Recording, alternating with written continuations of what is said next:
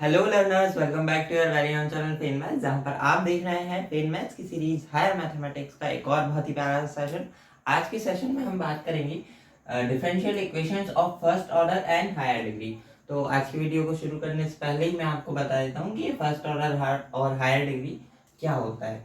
तो देखिए, सबसे पहली बात करते हैं हम ऑर्डर की। तो ऑर्डर क्या होता है, जब हम जैसे ही देखिए ये आपका y है, जब आप इसको एक बार डिफरेंशिएट करते हैं तो ये आपका हो जाता है dy/dx, ठीक है।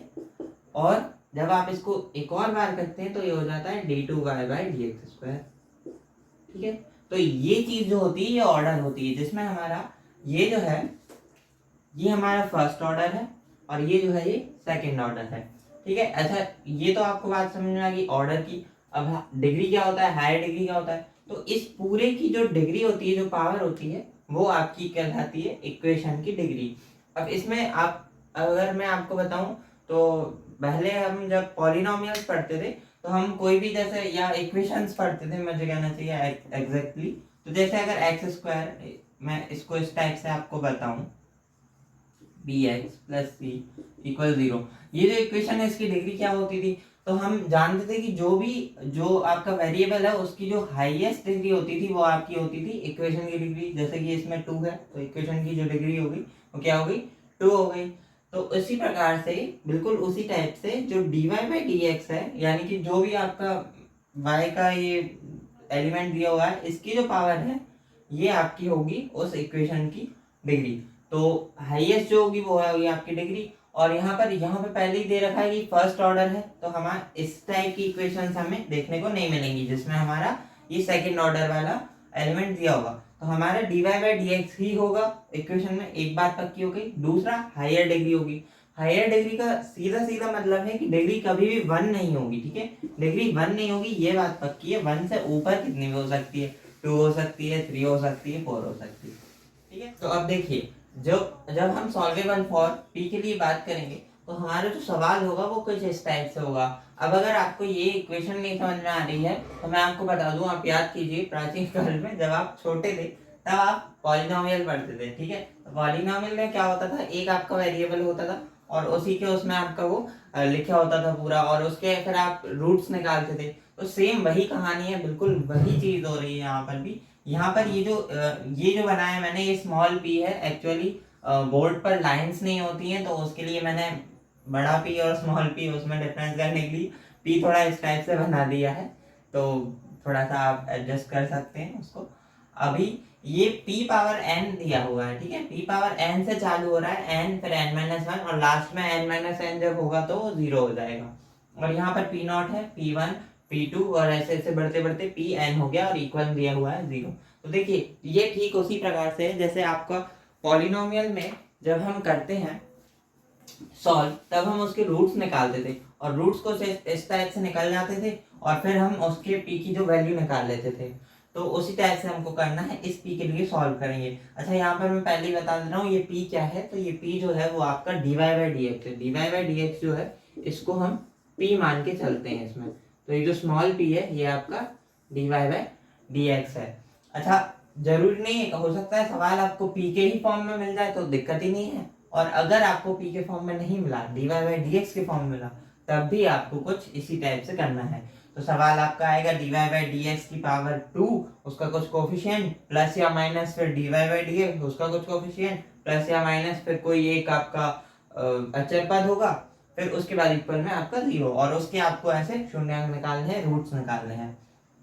तो इस तरीके से हम p वाले को करते हैं। अब जब हमारे सारे रूट्स निकल आते हैं तो आप देखिए, इन सब को हम p के इक्वल में लिख के सॉल्व कर सकते हैं। जैसे ये f, ये एक्स वाई का ये हो जाएगा कोई भी फंक्शन, और ये आपका क्या है, ये आपका है dy/dx, ठीक है। तो आप जब इसको सॉल्व करेंगे तो आपके पास, जब आप इसको इंटीग्रेट कर देंगे तो आपके पास क्या मिलेगा, y इक्वल में आपको मिलेगा फंक्शन, और वो फंक्शन एक्स वाई का तो होगा ही, साथ में आपका एक c भी जुड़ जाएगा, क्योंकि जब हम इंटीग्रेट करते हैं तो एक c भी आता है। तो यहाँ पर c1, c2, c3 इस टाइप से आपके आ जाएंगे। लेकिन मैं आपको बता दूं, यहाँ पर क्योंकि ये फर्स्ट ऑर्डर की इक्वेशन है, फर्स्ट ऑर्डर की जो इक्वेशन होती है फर्स्ट ऑर्डर हायर डिग्री की, उनमें जो कांस्टेंट होता है वो सिर्फ एक ही होता है। तो आपको c1, c2, c3 लिखने की जरूरत नहीं है, आप सबको c लिख सकते हैं। तो इस तरीके से हम इसका आंसर निकाल सकते हैं। तो सबसे लास्ट में हमें क्या करना होता है, इन सब को जितने भी हमारे ये रूट्स आए हैं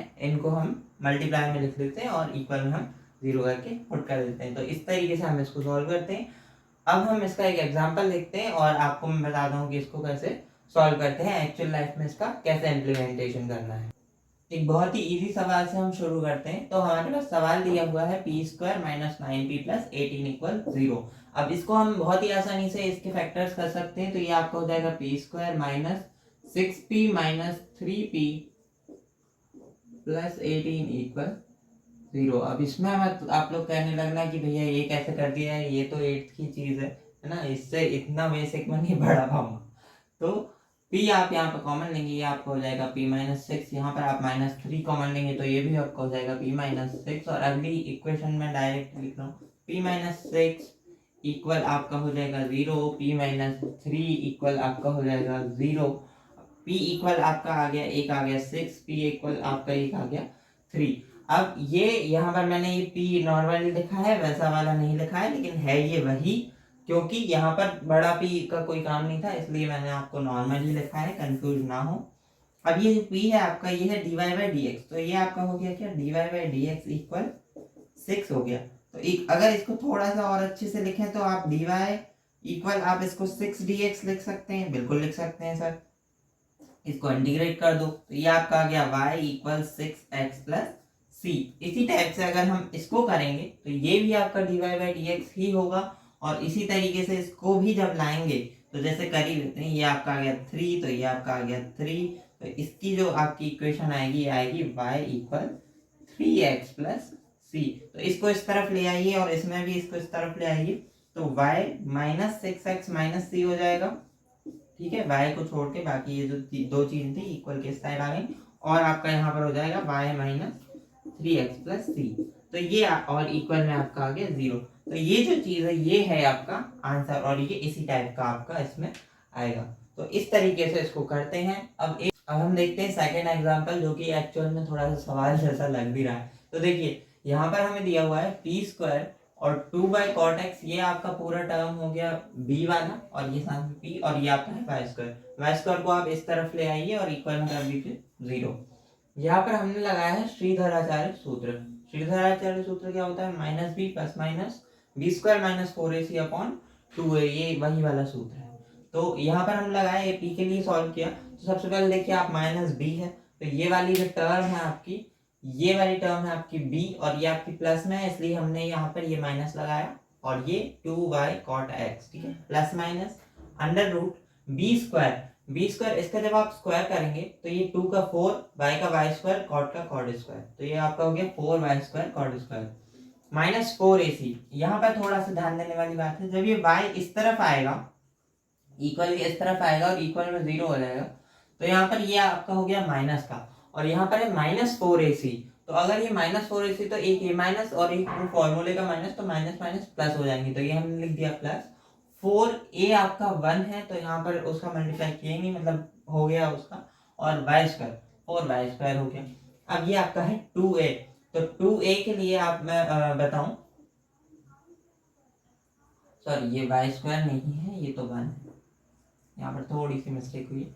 तो ये होता है 2a, तो 4 इंटू 1 हो गया। ठीक है, अब आप क्या करेंगे, यहाँ पर इसमें से देखिए आप 4 कॉमन आ रहा है और ये रूट है पूरा, तो अगर आप कॉमन आएगा और रूट में से भी निकाल लेंगे तो आपका क्या हो जाएगा, 2 हो जाएगा।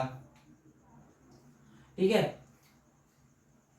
यहाँ पर भी एक 2 है, तो ये आपका क्या हो जाएगा, 2 हो जाएगा। तो आप इस 4 को जब बाहर निकालेंगे 2 होगा, और वो 2 आप इसमें से कॉमन ले लीजिए, ये 2 और ये 2 आप जब कॉमन लेंगे तो उसको काट देंगे, तो नीचे वाला जो टर्म है वो पूरी चली गई। अब उसके बाद क्या होगा आपका, minus y cot X plus minus, और यहाँ पर जो 4 था वो तो 2 बन के बाहर निकल गया, ये y स्क्वायर है, y स्क्वायर कॉमन लेकर बाहर निकालेंगे तो y बचा, और ये बचा कॉट स्क्वायर यहाँ पर, और यहाँ पर 4 तो पहले ही चल चुका है, y भी चला गया, y स्क्वायर, तो 1 बचा।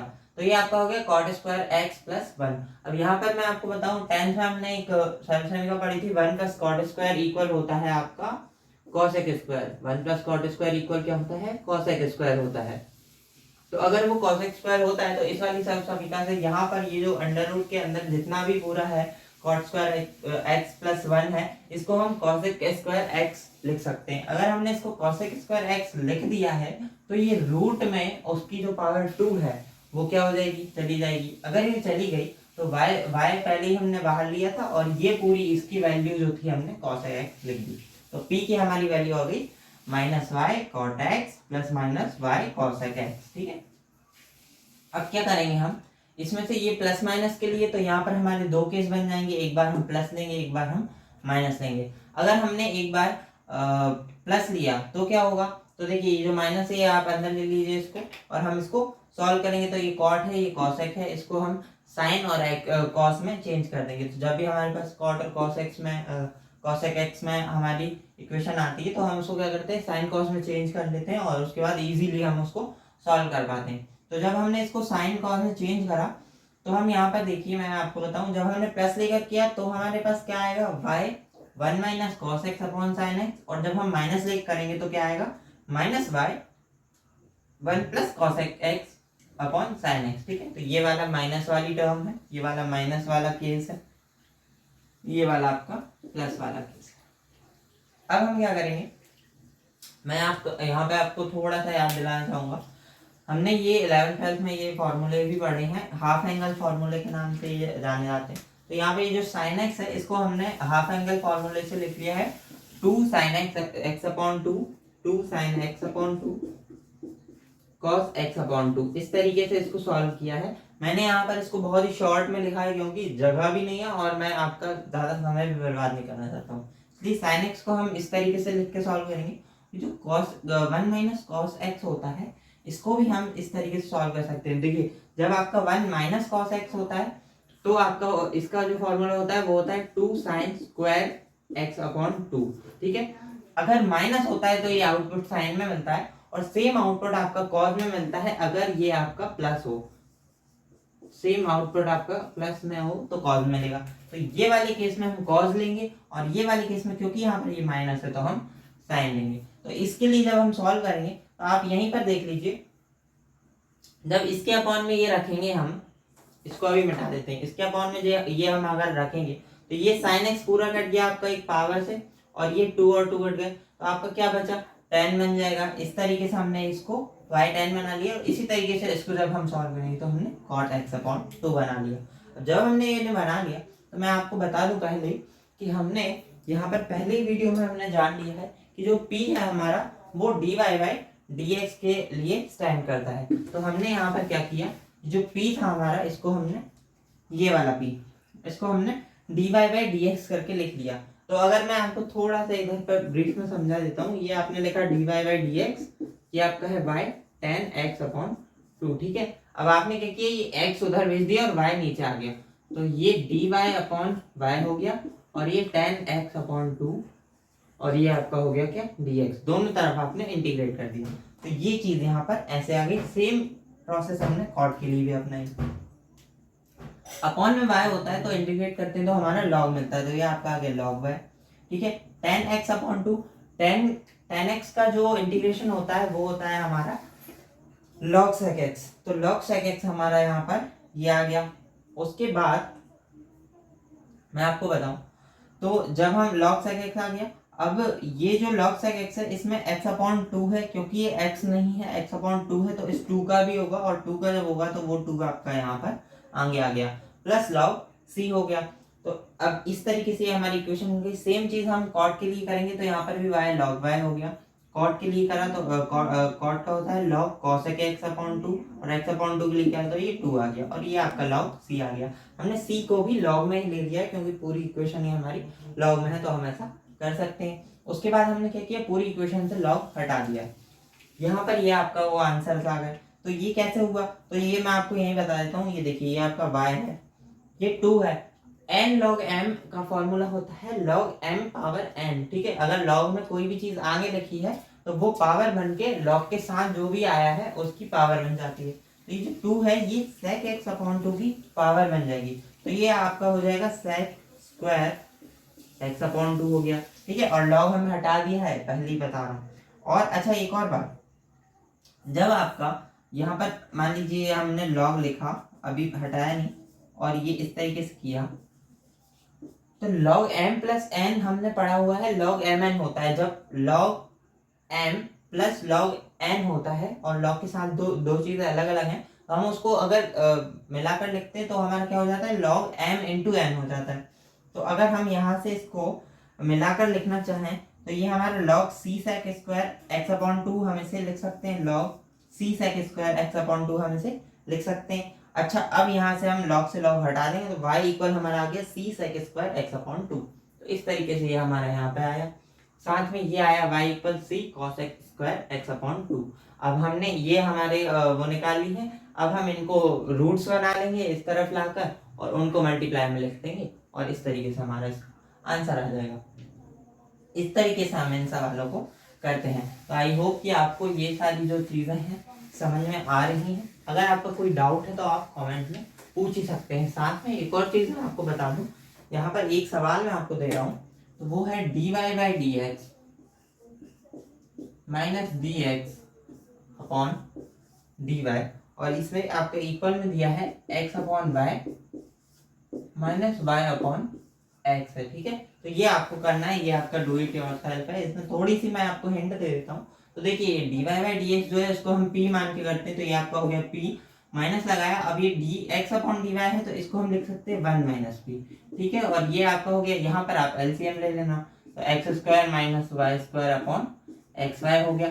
अब आप इस p जो है इस p को आप लिख सकते हैं, इस पूरी चीज को P square minus 1 upon P, इस तरीके से आप लिख सकते हैं। अब इसको जब आप सॉल्व करेंगे, आप सॉल्व करते जाइएगा और उसके बाद आपको p के इक्वल में दो चीजें आपको मिल जाएंगी, वो भी मैं आपको यहीं पे बता दे रहा हूँ। p आपको p के इक्वल में आपको मिलेगा, एक तो मिलेगा आपको x अपॉन वाई